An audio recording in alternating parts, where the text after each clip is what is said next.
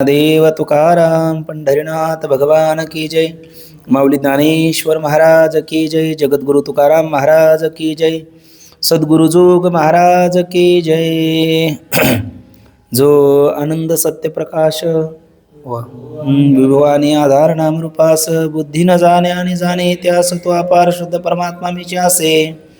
माझे अपार स्वरूप समुद्रावरती जणू तरंग ब्रह्मा विष्णू महेश गणपती सूर्यचंद्र वरुण यम मिरविती देवी कुबेरे तेशीचे। जो सर्वज्ञानी दया घन मुनी हृदय ज्याचे करती ध्यान त्याचे बुद्धी उपाधी करून मिथ्या भान मजची माझी होत असे। ज्याच्या ज्ञाने भाषे जगत जसा दूरवरी सर्प दिसत परी दोई ठाई ना सर्प जगत ते स्वतंत्र आणि स्वयंभ्रम मीचे असे। पुण्य पुरुषी सदैव निष्काम बोध प्राप्ती कारणे भजवा राम। तो मीची आहे आत्माप्त काम तरी न मन कोणा करावे म्या। सुखम नित्यम स्वप्रकाशम व्यापकम नाम रूपयो अधिष्ठानम बुद्धिबोध्यम बुद्धिर्दृग्यतो निर्मलम अपारम सर्व वेदांत वेद्यम प्रत्यक परम महः तदेवाहम न मत्तोन्य दितिमे निश्चिता मती। जयांचे केले स्मरण होय सकळ विद्यांचे अधिकरण तेची वंदू श्रीचरण श्री गुरूंचे ते नमस्कारो नियाता।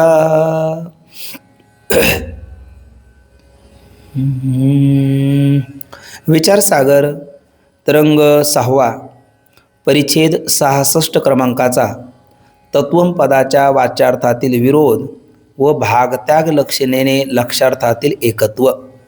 विचार सागर तरंग 6वा परिच्छेद 66 क्रमांकाचा तत्वम पदाच्या वाच्यार्थातील विरोध व भागत्याग लक्षणेने लक्षार्थातील एकत्व संबंधी विचार।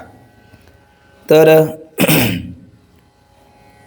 या 6व्या तरंगातील प्रधान 3 विषयापैकी म्हणजे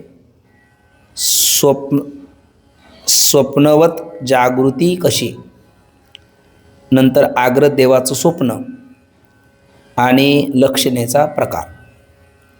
तर लक्षणेचे जे प्रधान 3 प्रकार ते 58 क्रमांकाच्या परिच्छेदामध्ये बघितले।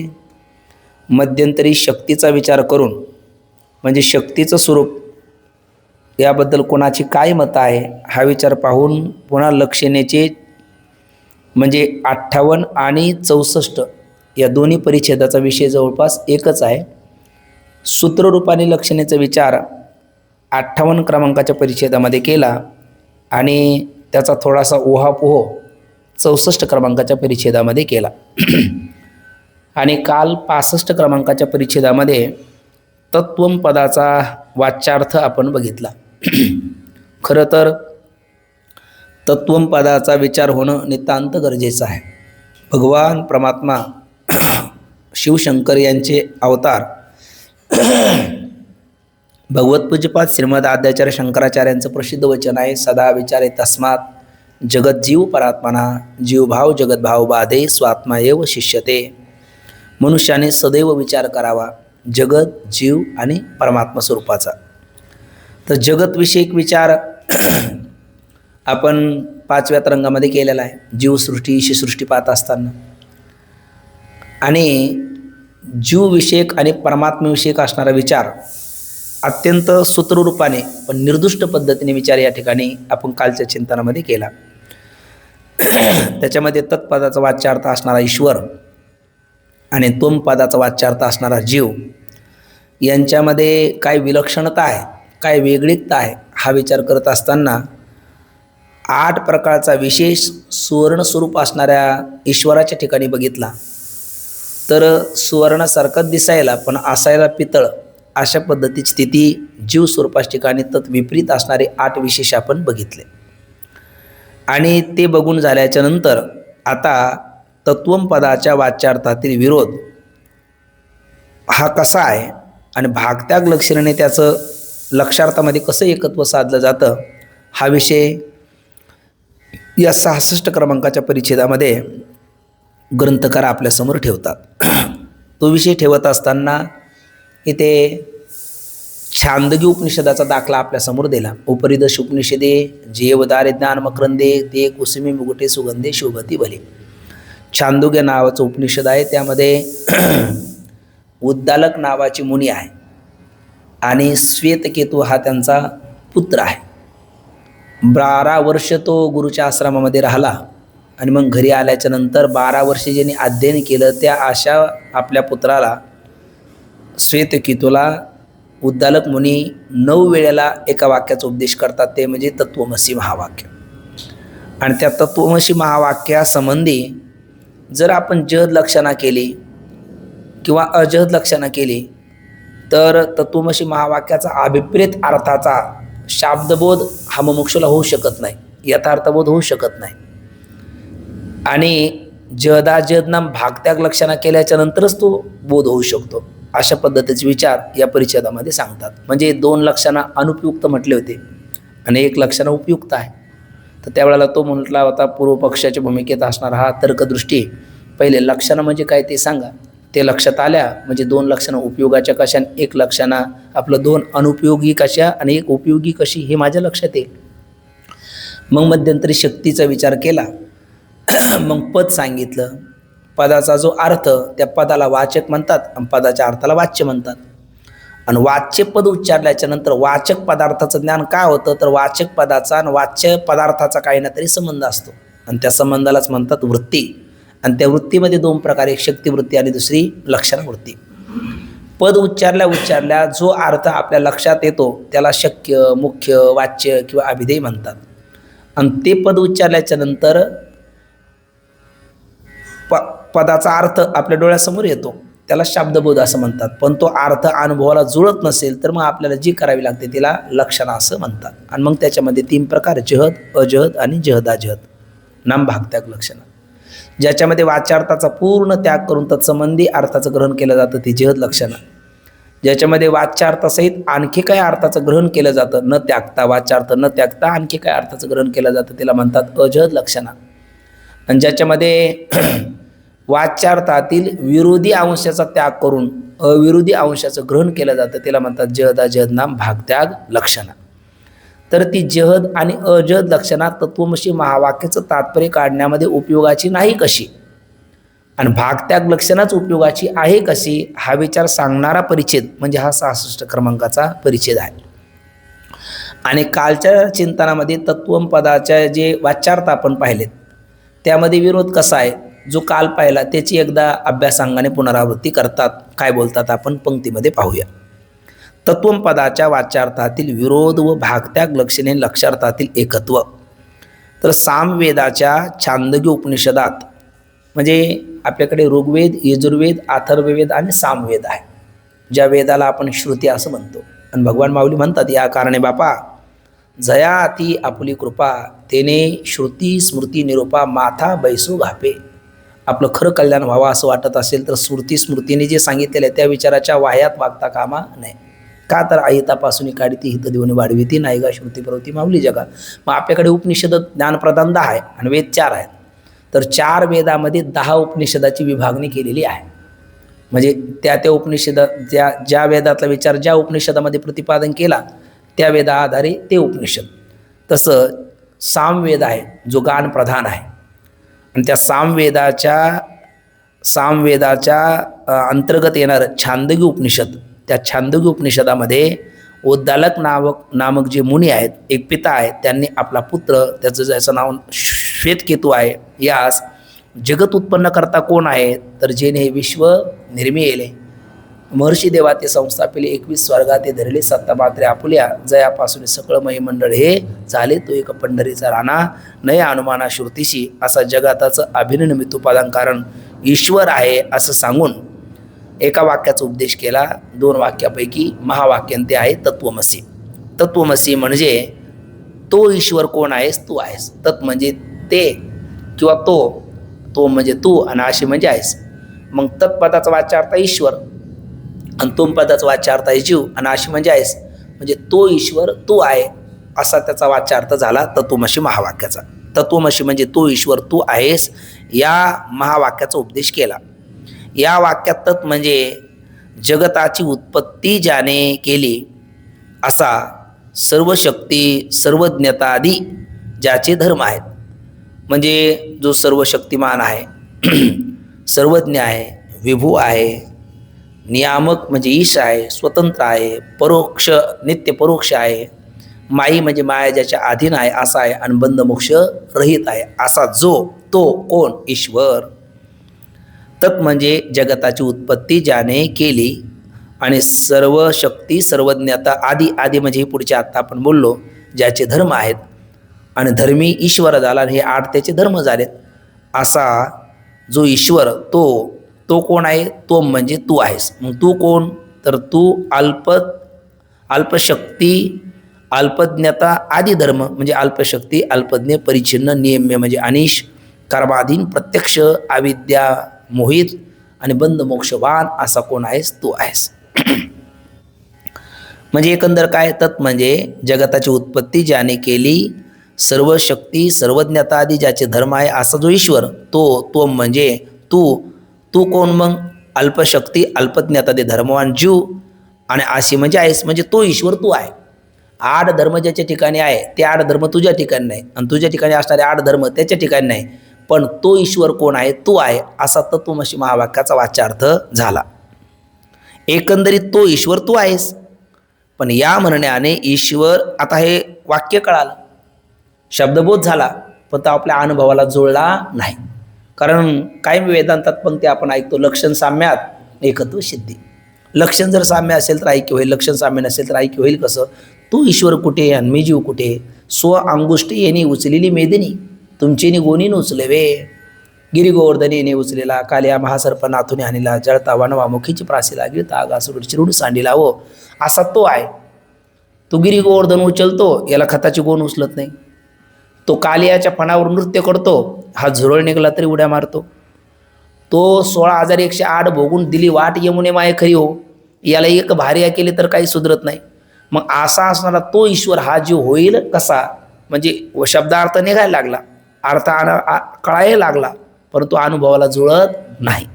आणि मग अशा वेळेला आपल्याला करावी लागते ती लक्षणा.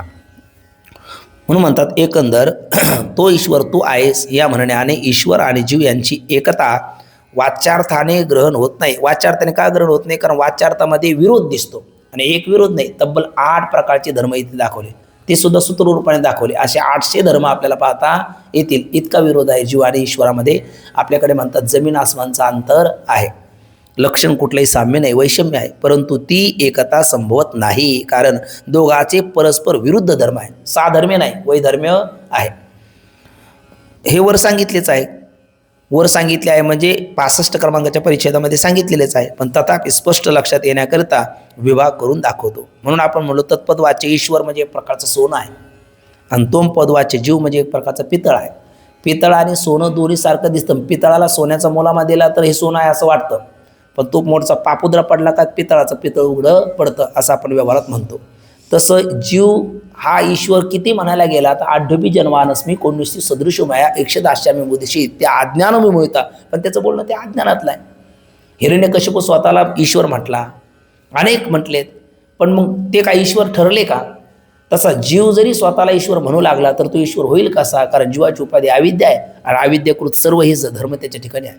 परमात्म्याची उपाधी माया आहे, मायाकृत सगळे धर्म त्याच्या ठिकाणी आहे आणि वैधर्म असल्यामुळे लक्षण साम्य नसल्यामुळे त्यांचं ऐक्य होईल कसं, काय वैषम्य आहे असं जर म्हणाल तर 65 क्रमांकाच्या परिच्छेदामध्ये जे सांगितलं त्याचीच एक वाक्यता करताना खाली आपल्याला तत्पदवाच्य ईश्वर आणि तुम पदवाच्य जीव यांचे विरोधी धर्म कोणते असं जर म्हणाल तर आपल्याला संगती लावून देतात. ईश्वर जर सर्व शक्तिमान असेल म्हणजे कर्तुम अकर्तुम अन्यथा कर्तुम सामर्थ्य संपन्न असेल, उत्पत्ती विनाशाचं कर्तुम सामर्थ्य, सामान्यकडनं असामान्य करून कार्य करून घेण्याचं अकर्तुम सामर्थ्य आणि निंदनीयाला वंदनीय बनवण्याचं असं अन्यथा कर्तुम सामर्थ्य, असं त्रिविध सामर्थ्य कोणाच ठिकाणी, ईश्वराच ठिकाणी आहे. आणि या तिन्ही सामर्थ्याचा अभाव असणाऱ्या अल्पशक्तिमान कोण आहे, जीव आहे. तसाच माता लक्ष्मी असेल, पितामह भीष्म असेल आणि भक्तराज अर्जुन असेल, अशा अनेक भक्ताला त्याने आपली सर्वज्ञता सिद्ध करून दिली. आणि जीवाला त्याच्या आईने विचारलं, बाळा काल जेवणात मध्ये कोणकोणत्या भाज्या खाल्ल्या होत्या, तर त्याला 1 आठवते 2 आठवतच नाही. असा जीव हा अल्पज्ञ आहे. ईश्वर हा माया तिला मद ब्रह्म म्हणतात, ब्रह्माला बृहन्नाथ ब्रह्म म्हणतात आणि मद ब्रह्म मायेला देश परिच्छेद काल परिच्छेद नसला तरी वस्तू परिच्छेद आहे. म्हणजे मायेची सापेक्षिक व्यापकता आहे. ब्रह्माला न व्यापित्वात देशतो आणतो नित्यत्वात नाभिकालत न वस्तुतोपी सर्वात्म्यात अनंतिम ब्रह्मणी त्रिदा असा त्रिविध परिच्छेद रहित ब्रह्म असल्यामुळे ब्रह्म काय झालं, व्यापक आहे. आणि जीव हा तिन्ही परिच्छेदाने सहित असल्यामुळे परिच्छिन्न आहे ना. न्यून देश वृत्तित्व परिच्छिन्नत्व असा जीव आहे आणि अधिक देश वृत्तित्व व्यापकत्व असं कोण आहे, ब्रह्म आहे. म्हणजे ब्रह्म विभू आहे आणि जीव हा परिच्छिन्न आहे. तसंच ईश्वर हा नियामक आहे, सगळ्याचं नियमन करणारा तो आहे. चाले शरीर कोणाच्या सत्य कोण बोलवे ते हरिवीर, देखवी ऐकवी एक नारायण तयाचे भजन चुकू नको. पाषाणाचे पोटी बैसाला दर धरून तयामुखी चारा कोण घाली, करता करविता देता देवविता नेता नेवविता असा सर्व करता सर्वतंत्र स्वतंत्र असणारा कोण आहे, हा ईश्वर आहे. आणि जीव मात्र नियम्य अनिश आहे, सगळे त्याला नियमन करा, सगळ्याच्या अधीन त्याला राहावं लागतं. ईश्वर स्वतंत्र आहे. एखादा निर्णय घ्यायचा, एखादं कार्य करायचं त्याला परवानगी घ्यावी लागत नाही कोणाची. आणि जीवाला अगदी गाव पातळी गाव पातळी कशाला, घरातल्या गृहिणीला विचारून अगं देणगी मागायला आलेत सप्ताहाला किती देऊ आहे ना, इथून जीव परतंत्र आहे. आणि मग गाव पातळीवर सरपंचापासून तर देश पातळीवर पंतप्रधानापर्यंत आणि ज्या ज्या इंद्रियाच्या अधिष्ठातृ देवता आहे त्यांची सुद्धा सगळ्याची प्रसन्नता असेल. देवान भाव येता नेन ते देवा भावयंतु अपरस्पर भावयंत श्रे परम वापशत. मग तुम्ही देवा ते भजाल देव तुम्हा तिष्ठतील, आईशी परस्परी घडेल प्रीती जायते. नाही ते एखाद्या देवाचा कोप झाला का कार्य करू शकत नाही. असा जीव हा कर्माधीन परतंत्र आहे आणि ईश्वर हा कर्माधीन नसल्यामुळे स्वतंत्र आहे. नंतर जीव हा ईश्वर हा नित्य परोक्ष आहे. म्हणजे चर्मचक्षुला आपण काल 4 रूप म्हटलो, सगुण साकार, निर्गुण निराकार, निर्गुण साकार आणि सगुण साकार असं कुठलंच रूप या चर्मचक्षुला विषय होत नाही. सुरदासजी म्हणतात, हात छोड जात आहे दुर्बल जानत मोय, मेरे हृदयशी प्रभू जाय मृद कहा वेतोय. त्या सुरदासजीला परमात्म्याने काही क्षण दृष्टीही दिली, परमात्म्याने आपलं रूपही दाखवलं आणि पुन्हा दृष्टी त्यांनी घालवायला सांगितली. पण या दृष्टीला तो दिसला असं नाही. अर्जुनही देवाला बघितलं पण दिव्यम ददामी ते चक्षु त्यावेळेला पाहिलं. अनेक भक्तांनी देवाला पाहिलं पण भाव चक्षुने पाहिलं. या चर्मचक्षुचा विषय तो नाही, म्हणून तो नित्य परोक्ष आहे. आणि जीव मात्र प्रत्यक्ष आहे सगळ्यालाच. त्याचा तोही त्याला पाहतो, इतरही त्याला पाहतात आणि चर्मचक्षुने पाहतात, असा प्रत्यक्ष आहे. पुन्हा ईश्वर हा माई म्हणजे माया ज्याच्या अधीन आहे. कारण माया सगळ्याला नाचवते पण ईश्वरापुढे ती नाचते, कारण ती स्वाश्रया सुविषया अशी असणारी माया ही त्याच्या अधीन आहे. मायाचा तो नियंता आहे.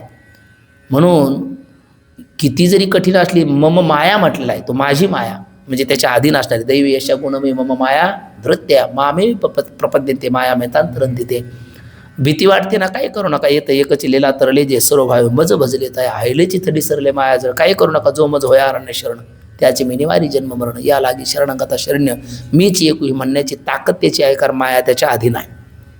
आणि जीवाकडे जर पाहिलं तर अविद्येने जीव हा मोहित आहे. अविद्येमुळे देहाते म्हणे मी धनदारा पुत्र माझे असा अहंता ममता इति दुःखास्पदे द्वे असा मम आद्यासा आणि अविद्येमुळे मोहात पडलेला भ्रमात पडलेला जीव आहे.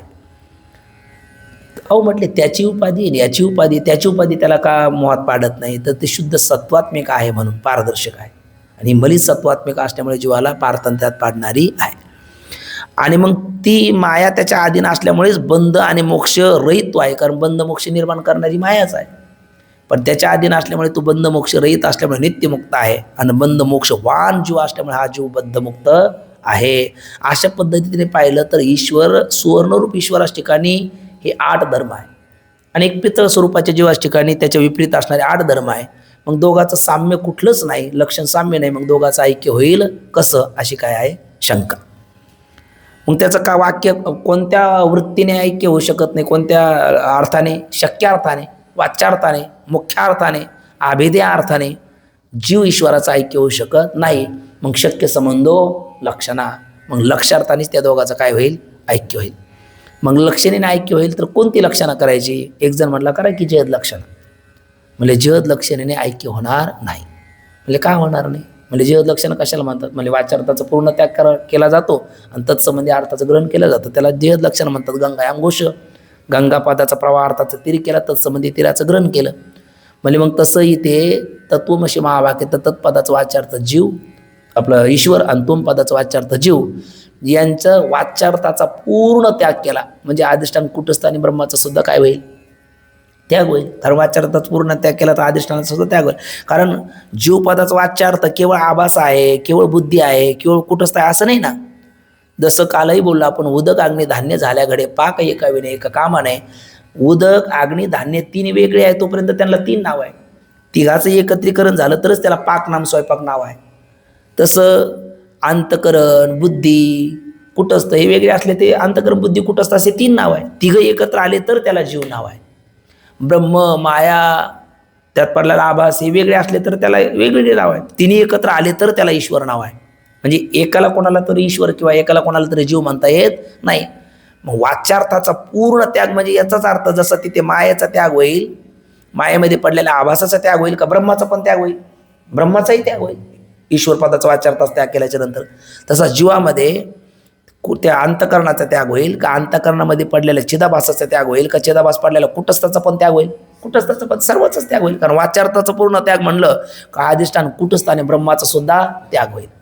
आणि अधिष्ठान कुटस्थ आणि ब्रह्माचा दोघाचाही त्याग झाला तर खाली कोण राहील, खाली हे दृश्य जगत राहील जे असं जड दुःखरूप आहे. आणि असं जड दुःखरूप जगत पदरी पाडून पुरुषार्थ सिद्ध होणार नाही.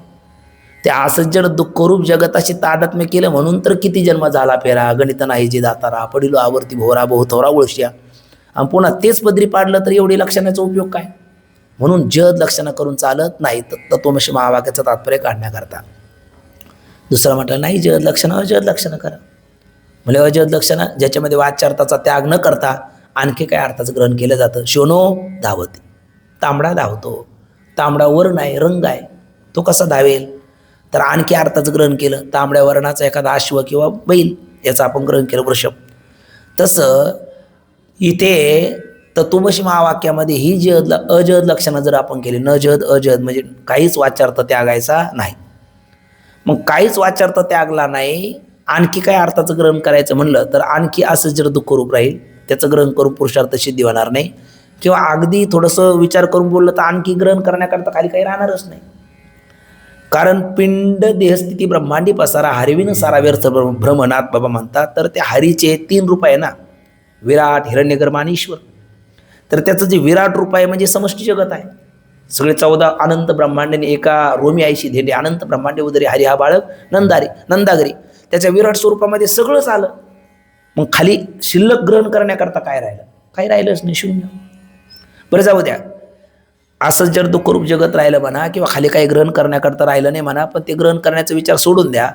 लक्षणं करायचे आपल्याला विरोध मिटण्याकरता. काय विरोध आहे हे 8 प्रकार. सर्वज्ञाता धर्म जीवाच ठिकाणी ईश्वराच ठिकाणी आणि अल्पज्ञाता धर्म जीवाच ठिकाणी आणि लक्षण साम्य नाही. हा विरोध मिटण्याकरताच लक्षणं करायची. तर वाच्यार्थ पूर्ण जर तसा ठेवला तर वाच्यार्थातले 8 धर्म जीवाचे राहतील आणि ईश्वराचे राहतील. म्हणजे जीव हा अल्पज्ञच राहील, ईश्वर सर्वज्ञच राहील. जीव हा एकदेशी परिच्छिन्नच राहील, ईश्वर विभू व्यापकच राहील. मग ते विरोध परिहार झाला कुठे, अजद लक्षणं केल्यामुळे, वाच्यार्थाचा त्याग न केल्यामुळे विरोध परिहार झालाच नाही. मग ती अजद लक्षणं करून उपयोगाची नाही. मग सांगितलेलं 3 आहे आणि 2 उपयोगाच्या नाही. याचा अर्थ राहिलेली एकच उपयोगाची आहे, ती आहे जहद अजद नाम भागत्याग लक्षणं. इथे काय करावं, वाच्यार्थाचा त्याग करावा. म्हणजे वाच्यार्थाचं पूर्ण नाही, कारण वाच्यार्थाचं पूर्ण त्याग केला का झाली जहद लक्षणं. आणि वाच्यार्थ पूर्ण तसाच ठेवला तर झाली अजद लक्षणं आणि 2 इतर उपयोगाच्या नाही. मग आता काय करावं लागेल आपल्याला, जहद अजद म्हणजेच भागत्याग लक्षणं.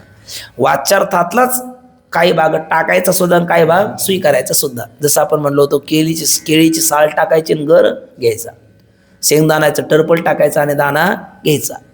तसं किंवा स्वयंदेवदत्त या उदाहरणामध्ये दुर्देश समीपदेश, परोक्षता अपरोक्षता, तत्ता इदंता, भूतकाळ वर्तमान काळ आहे ना, या विरोधी भागाचा त्याग करायचा आणि त्या देवदत्त विशिष्ट पिंडाचं फक्त ग्रहण करायचं. तो हा विठ्ठल बरवा.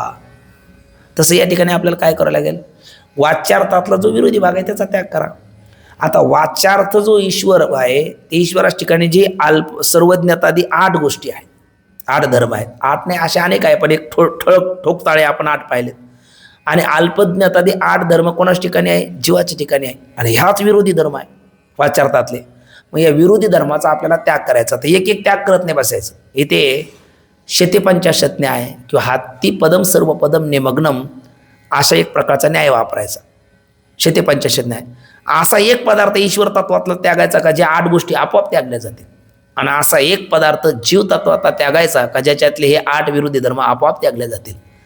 असं कोण आहे तर कल्पना अविद्यतेने झाला जीव, माय उपाधी शिव बोले जिथे. जीवाचा जीवपणा कोणामुळे? अविद्येमुळे. आणि ईश्वराचा ईश्वरपणा कोणामुळे? मायेमुळे. तिकडे माया आहे, इकडे अविद्या आहे. मायेमुळेच ईश्वराच्या ठिकाणी सर्वज्ञता ते 8 धर्म आहे, आणि अविद्येमुळे जीवाच्या ठिकाणी अल्पज्ञता ते 8 धर्म आहे. मग निमित्त अपाय नैमित्तिक शापी अपाय. कारण नाशात कार्यनाशा, किंवा काल म्हटलं आपण गाभिनी मारिली जैशी. एका गर्भवती मातेचा एखाद्याने घातपात केला तर तिच्या उदरातल्या गर्भाला वेगळं मारावं लागत नाही. तसं या 2 गर्भवती माता या ठिकाणी, अविद्या आणि माया. तर अविद्येच्या पोटातला गर्भ कोण? हे अल्पज्ञातादी 8 गोष्टी, आणि मायेच्या पोटातला गर्भ सर्वज्ञाता ते 8 गोष्टी. मग माया त्यागली ईश्वराची का? मायामुळे आलेली ईश्वराच्या ठिकाणी सर्वज्ञता ते 8 गोष्टी त्यागल्या जाईल. आणि अविद्या त्यागली जीवाची का? अविद्येमुळे आलेले अल्पज्ञता ती जीवाची त्यागल्या जातील. आणि खाली उर्वरित कोण राहील?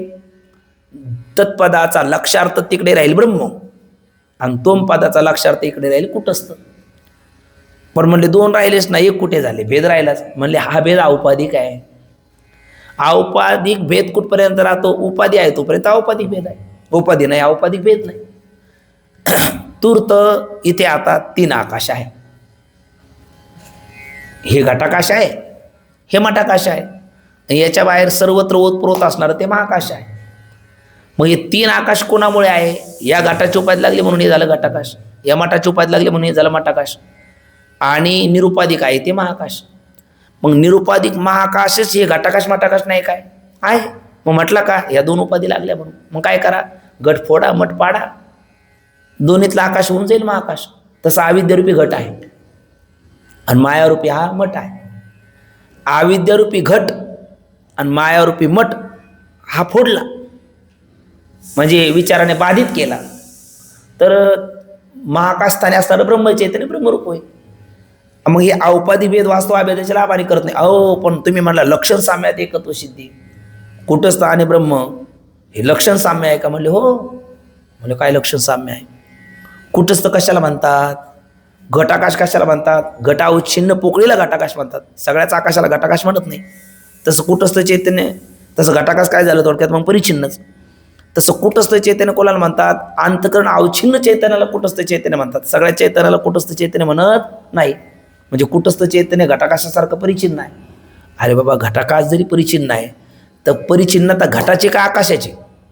परिचिन्नता घटाची आहे, आकाशाची का नाही? आकाशाची ठिकाणी ते आरोपित केली. एकदा घट फुटला का घटामुळे आलेली परिचिन्नता आपोआपच गेली, ते मग आकाशरूप झालं. तसं कुटस्थ चैतन्याच्या ठिकाणी जी परिचिन्नता आहे ती कुटस्थ चैतन्याची का त्या अंतकरणाची? अंतकरणाची. एकदा अंतकरण बाधित झालं का अंतकरणामुळे आलेली परिचिन्नता ही आपोआपच काय झाली? बाधित झाली, निवृत्त झाली. मग या रूपाने पाहिलं तर आगा घटू जे वेळेला फुटे, आगा घटू जेवी फुटे ते तिचे आकाश लागे नीट वाटे, वाटा लागे तरी भेटे एरवी काय चुके.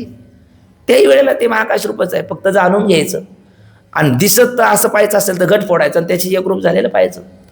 तसं देह आहे तोपर्यंत जाणून घ्यायचं, आणि पाहायचंच असेल तर देह सोडायचं आणि तद्रूप विदेह मोक्षाला काही वल्याला प्राप्त व्हायचं. मग या रूपाने पाहिलं तर हा अविद्यारूपी घट बाजूला सारला, त्यामुळे कुटस्थ चैतन्य ठिकाणी असणारी परिचिन्नता आपोआप गेली. परिचिन्नता गेली म्हणजे अल्पज्ञ, अल्पशक्तिमत्व, परिचिन्नत्व हे सगळ्या 8 गोष्टी गेल्या. आणि तिकडे माया गेली का मायेमुळे आलेले सर्वज्ञता तेही धर्म आपोआप गेले. उर्वरित जे कुटस्थ आणि ब्रह्म राहिलं त्यांचा जो औपाधिक भेद होता, ज्या उपाधीमुळे तो भेद प्रतीतील येत होता ते उपाधी गेले का तो भेदही गेला. मग काय झाला? जीव हा ब्रह्मरूप झाला. झाला नव्हे, होताच. झाला कशाला म्हणता? मग अगोदर नव्हता असा त्याला भ्रम झाला, तो भ्रम निवृत्त झाला. इथे प्राप्ताचीच प्राप्ती आहे. कंठचामी करण्यायाने कंठातला असणारा एखादा हार वगैरे किंवा एखादा मणी कंठातच असतो, काही कारण असतो विसर पडतो, आणि त्रयस्थ म्हणतो तो काय तुमच्याच कंठात अरे सापडला. तशा पद्धतीची ही स्थिती आहे. पण हे कोणत्या लक्षणे लक्षात आलं तर उत्तर आहे भागत्याग लक्षणाने लक्षात आलं. आता जेवढा आपण आता थोडासा गोष्वारा बोललो तोच इथे दिला, पंक्ती आपण वाचू. तत्वमसी या महावाक्यातील तत् आणि त्वम यांच्या वाच्यार्थात म्हणजे जीव आणि ईश्वर या पदात वर दाखविल्याप्रमाणे परस्पर विरुद्ध धर्म आहे. सर्वज्ञता ते 8 धर्म ईश्वरास ठिकाणी आहे, जीवास ठिकाणी नाही, आणि अल्पज्ञता ते 8 धर्म जीवास ठिकाणी आहे, ईश्वरास ठिकाणी नाही. असे विरुद्ध धर्म असल्यामुळे या दोहोचे एकत्व संभवत नाही. कोणत्या अर्थात? तर वाच्यार्थामध्ये दोघांचे एकत्व संभवत नाही. एकत्व करण्याकरिता आपल्याला लक्षणेची, आपला जल लक्षणेची किंवा अजल लक्षणेचाही, जल लक्षणाचा आणि अजल लक्षणाचाही उपयोग नाही. का नाही? आत्ताच म्हणलो आपण, जल लक्षणा केली तर वाच्यार्थाचा पूर्ण त्याग केला तर कुटस्थानी ब्रह्माचा सुद्धा त्याग होईल, ऐक्य करण्याकरता खाली काही राहणार नाही. आणि अजल लक्षणा केली तर वाच्यार्थ तसाच राहील, म्हणजे विरोध परिहार होणार नाही. म्हणून पहिल्या 2 लक्षणा उपयोगाच्या नाही. जल लक्षणाचा किंवा अजल लक्षणाचा उपयोग नाही, कारण साक्षी आणि ब्रह्मचैतन्य, साक्षी म्हणजे तोमपदाचं लक्ष ते साक्षी चैतन्य, आणि ब्रह्मचैतन्य म्हणजे तत्पदाचं लक्ष असणारं ब्रह्मचैतन्य, हे सर्व वेदांताचे ज्ञेय आहे. म्हणजे वेदांत कितीही आपण वेदांत उकाळून पेलो आणि वेदांताचे आपण तो किती धावला तर साक्षी आणि ब्रह्म याच्या पुढे वेदांताची धाव नाही. वेदांत जाऊन जाऊन जाऊन असं किती विचार केला तर शेवटी येऊन थांबेल कुठं? साक्षी ब्रह्मरूप आहे, संपला वेदांत. म्हणून वेदांताचं अंतिम ध्येय काय असेल तर तत्पद लक्ष, आपलं तोमपद लक्ष साक्षी आणि तत्पद लक्ष ब्रह्मचैतन्य हे एक आहे. तत्वमसी ते ब्रह्म तू आहे, हेच वेदांताचे ध्येय म्हणजे जाणण्याचा विषय आहे. साक्षी ब्रह्म जाणणं आणि साक्षी ब्रह्मरूप जाणणं, ब्रह्म साक्षीरूप जाणणं म्हणजे मीच ब्रह्म, ब्रह्मच मी, अशा बोधावर येणं. साक्षी चैतन्य त्वमपद वाच्यात आणि ब्रह्मचैतन्य तत्पद वाच्यात प्रविष्ट आहे. का प्रविष्ट आहे? कारण जसं घटाकाशात घटात आकाश काय प्रविष्ट आहे आणि मठात महाकाश प्रविष्ट आहे, तसं अविद्यारूपी घटात कुटस्थ चैतन्य आणि मायारूपी मठात ब्रह्मचैतन्य काय आहे? प्रविष्ट आहे. म्हणून म्हणतात साक्षी चैतन्य तोमपद वाच्यात आणि ब्रह्मचैतन्य तत्पद वाच्यामध्ये, म्हणजे साक्षी चैतन्य तोमपद वाच्यात म्हणजे जीवात आणि ब्रह्मचैतन्य तत्पद वाच्यात म्हणजे ईश्वरामध्ये काय? ईश्वर चैतन्यामध्ये प्रविष्ट आहे. आता आपण जर जहद लक्षणा केली तर ती कशी योग्य नाही ते सांगतात. जेव्हा आपण जहल लक्षणा करावयाची असते तेव्हा संपूर्ण वाच्यार्थाचा काय करू? त्याग करून वाच्य संबंधी अन्य ज्ञेय होते. बरोबर? जसं की गंगा या पदाचा वाच्यार्थ प्रवाह आपण पूर्ण त्यागला आणि तत्संबंधी तीरार्थाचं ग्रहण केलं, तसं वाच्यार्थ जीव आणि ईश्वराचा पूर्ण त्याग केला आणि तत्संबंधीचं ग्रहण करायचं म्हणलं तर पूर्ण त्यागात कोणाचा त्याग होईल? कुटस्थानी ब्रह्माचा सुद्धा त्याग होईल. आणि खाली असंच जर दुःखरूप जगत राहील त्याच्या स्वीकारामध्ये पुरुषार्थ सिद्धी होणार नाही ते सांगतात. म्हणून महावाक्यात जर जल लक्षणा मानली तर वाच्यार्थ अंतर्गत साक्षी चैतन्य आणि ब्रह्मचैतन्य यांचा सुद्धा काय होईल? मग त्याग करून त्याहून अन्य आपल्याला ज्ञेय मानावे लागेल. आणि त्याहून अन्य ज्ञेय काय? असं जर दुःखरूप जगत आहे ते पदरी पाडून काही पुरुषार्थ सिद्धी नाही. पण चैतन्याहून अन्य सर्व जगत बघा असत जड आणि दुःखरूप आहे, त्याच जाणल्याने पुरुषार्थ सिद्धी होत नाही. म्हणून कोणती लक्षणं चालत नाही तर जहद लक्षणा चालत नाही. म्हणजे मग अजहद लक्षणा करा, ती का चालत नाही ते सांगतात.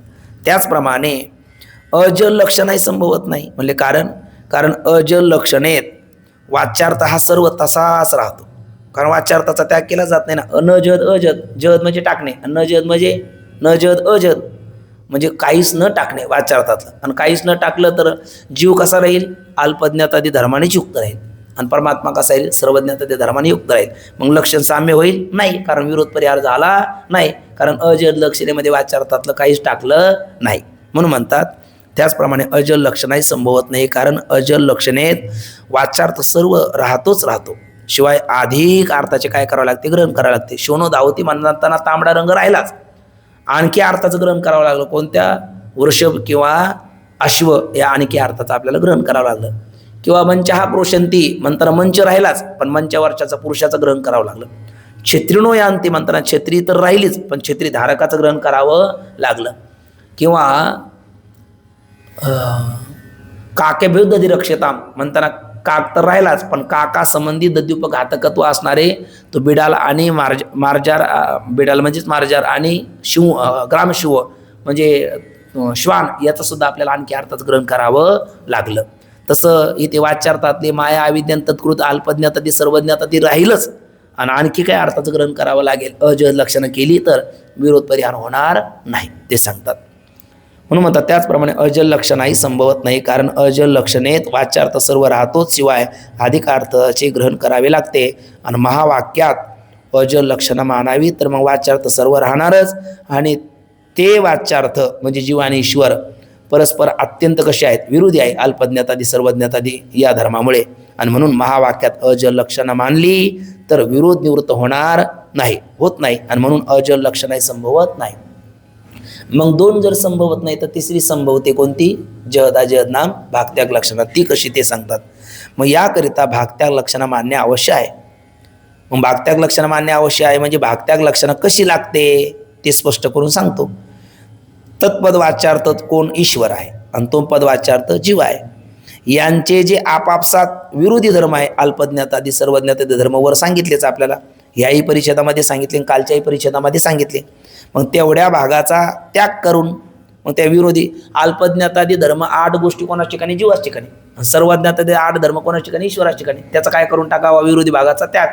बरं, ते विरोध ज्यांच्यामुळे आला त्या दोघीचा, माया आणि अविद्येचा, त्यांचाही त्याग करा. खाली कोण राहील, कुटस्थ आणि ब्रह्म, त्यांचं काय जाणावं, ऐक्य.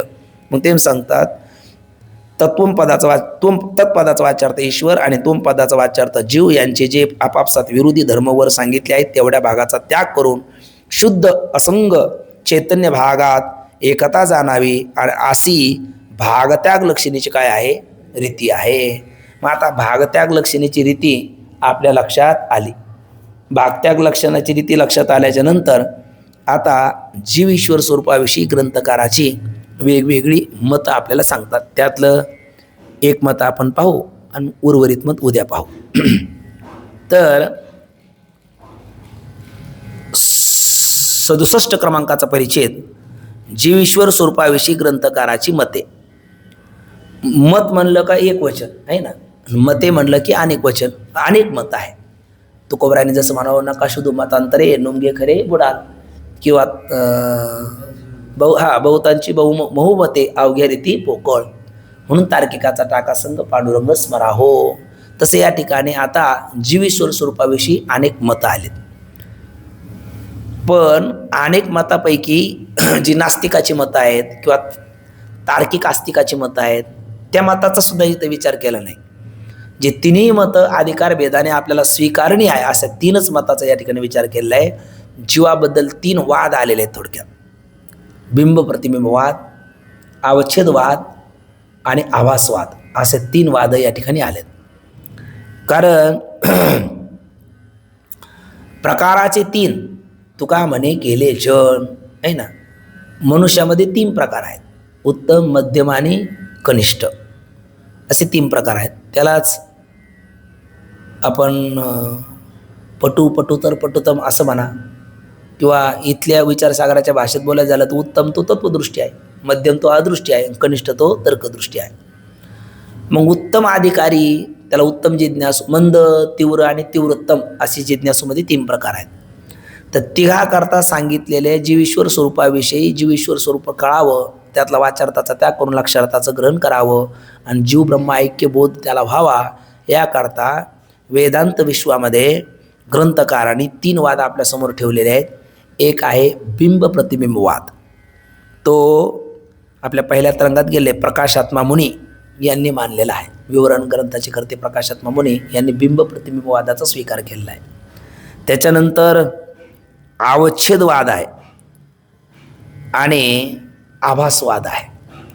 तर एक बिंब प्रतिबिंबवाद, दुसरा अवच्छेदवाद आणि तिसरा आभासवाद, या 3 वादामध्ये जीव आणि ईश्वराचं लक्षण केलेलं आहे. हे वाद जरी भिन्न भिन्न असले तरी म्हणजे आध्यारोप सगळ्याचा अपवाद एकच आहे.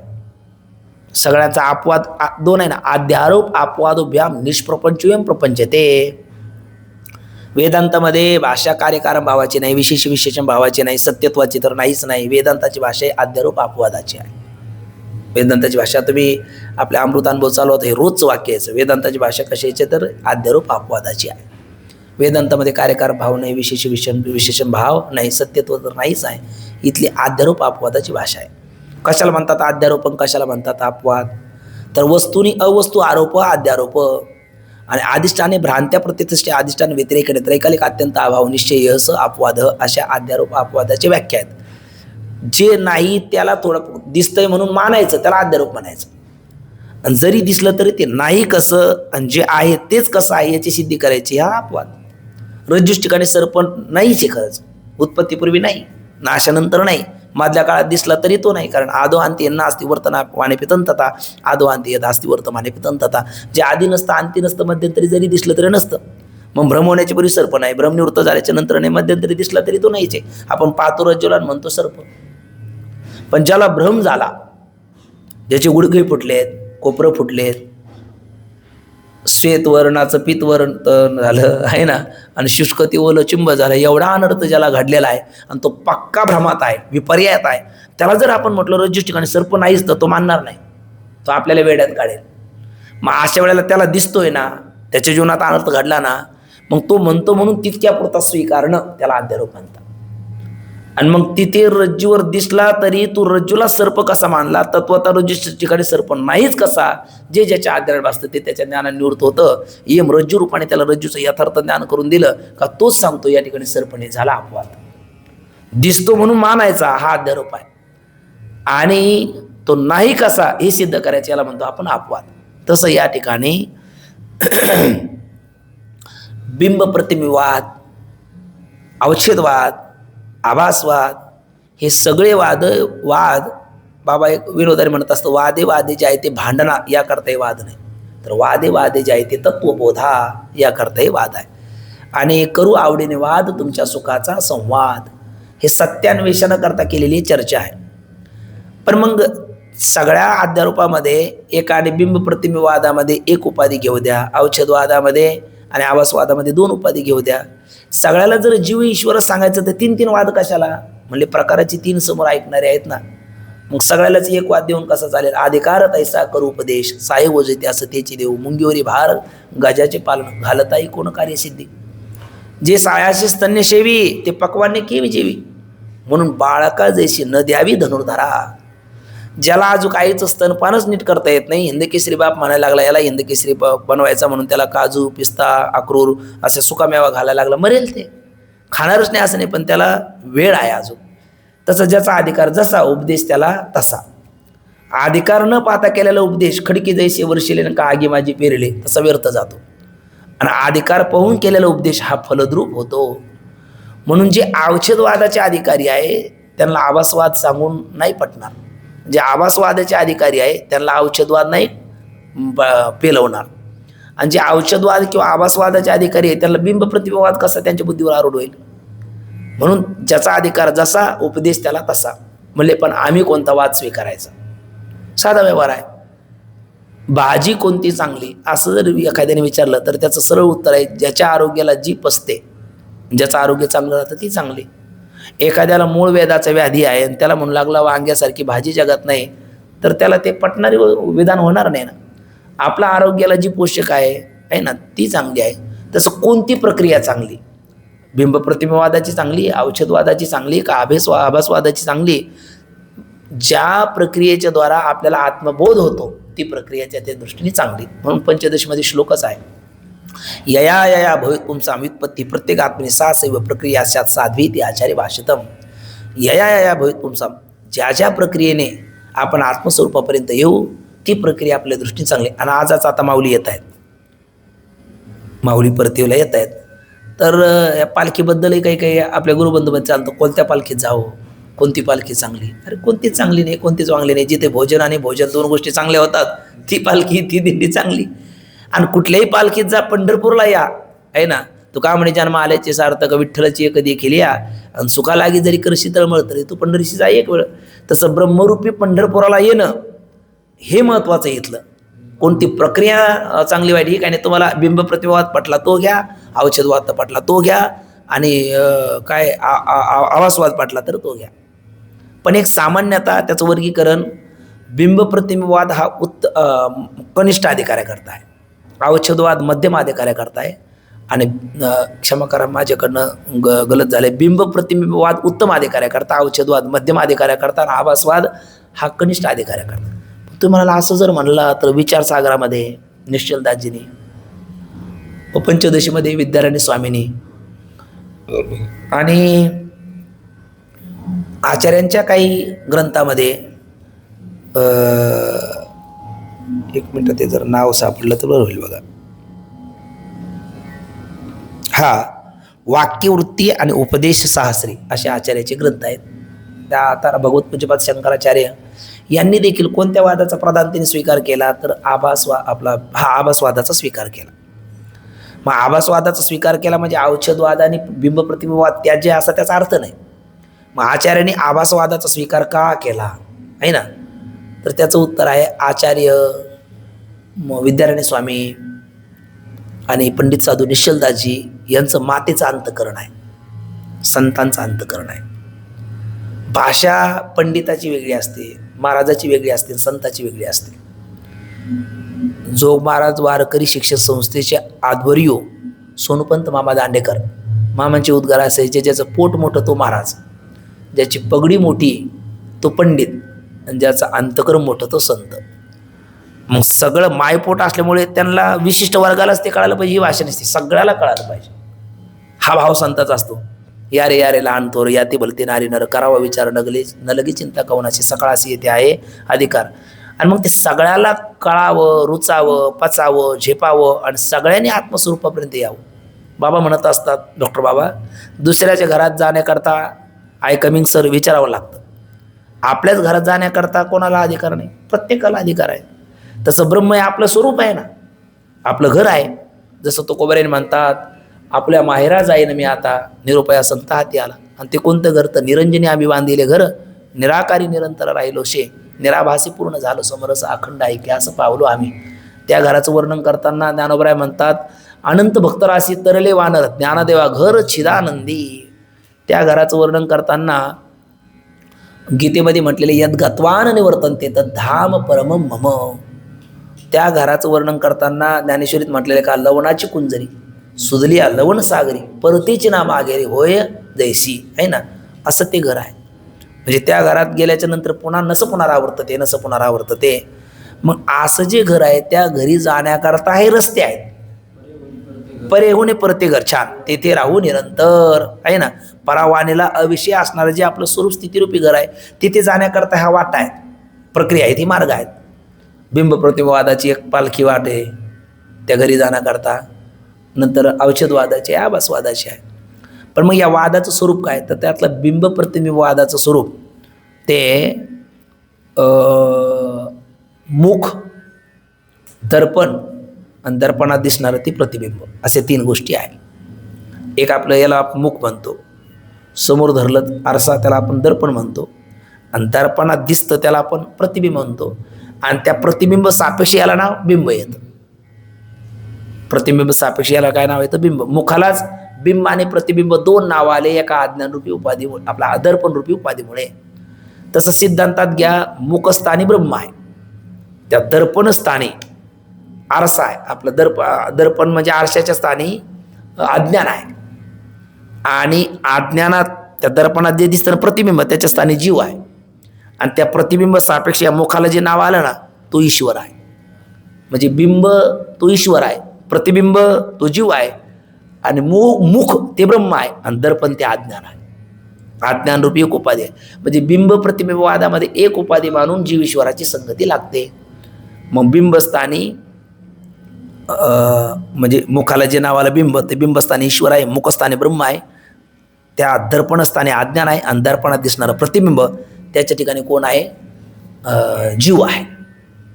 पण मग इथे शंका येते, अज्ञान उपाधी जीवाची असल्यामुळे जीव अल्पज्ञ आहे की नाही, अल्पज्ञ अल्पशक्तिमान परिच्छिन्न परतंत्र. तसं तीच उपाधी अज्ञान उपाधी कोणाला लावली आता ईश्वराला. मग अज्ञान उपाधीमुळे जसं अल्पज्ञता ते धर्म जीवाच्या ठिकाणी आले तशी ईश्वराच्या ठिकाणी येईल. ईश्वरही अल्पज्ञ होईल आणि इष्ट आहे का नाही.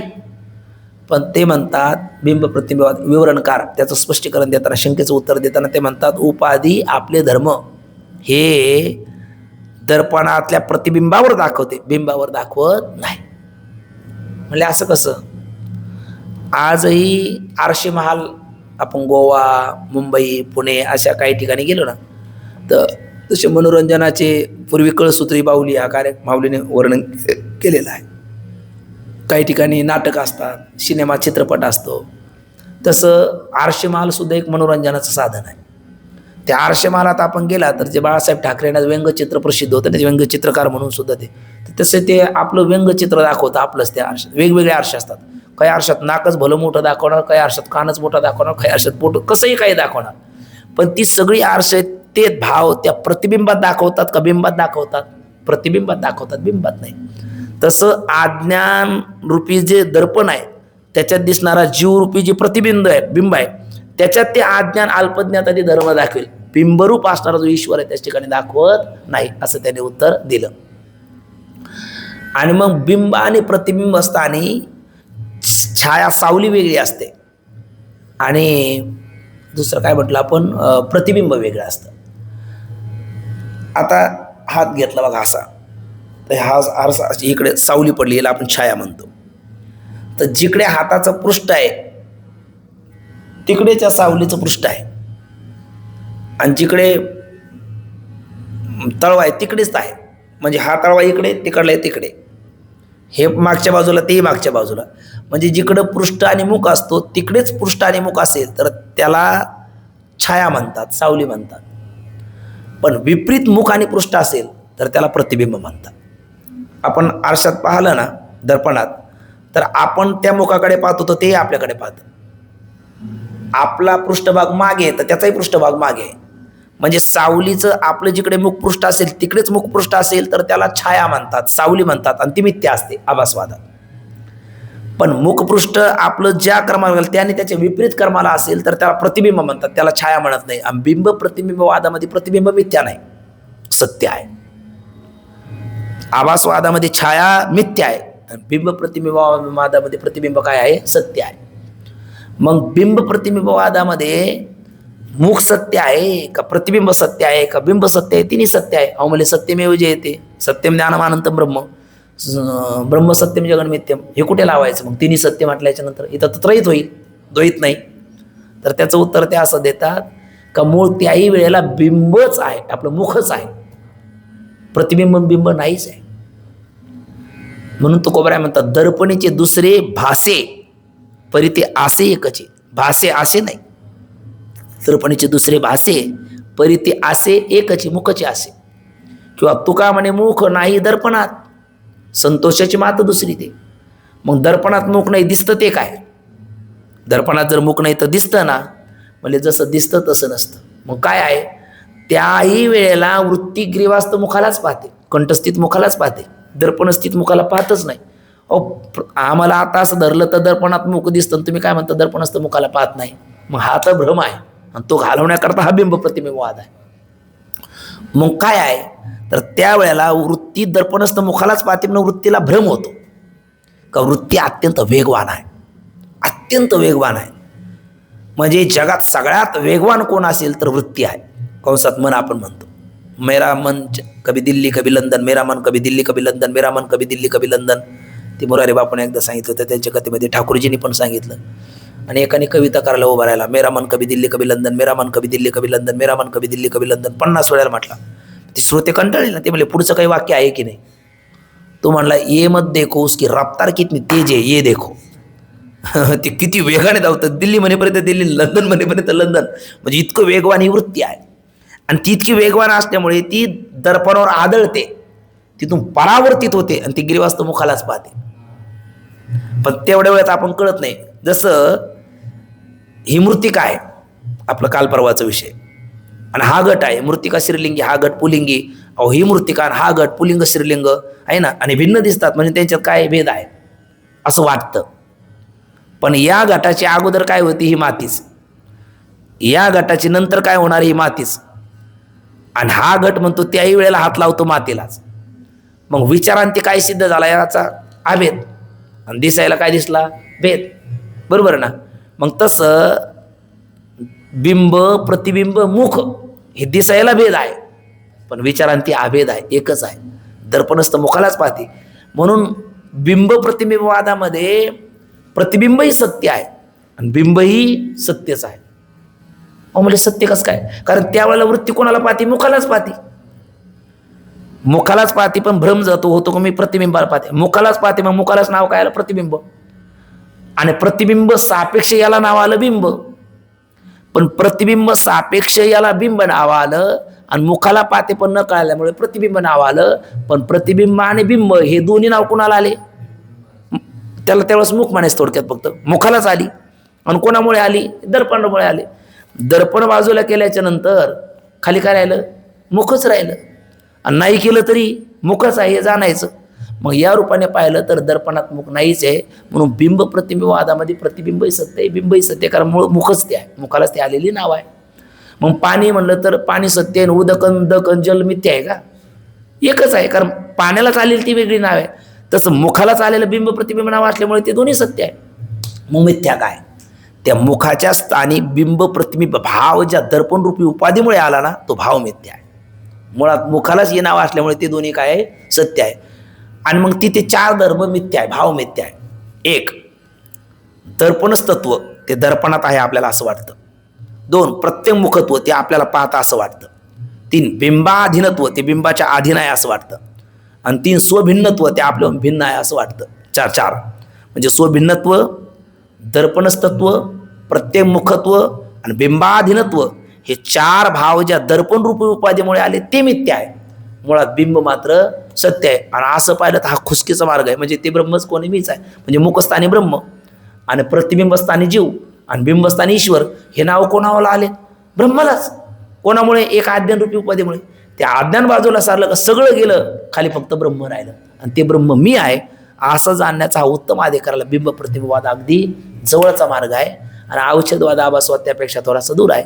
तर हा सगळा परिच्छेद वाचून पुढच्या दोन वादाचं चिंतन आपण उद्याच्याला करूया.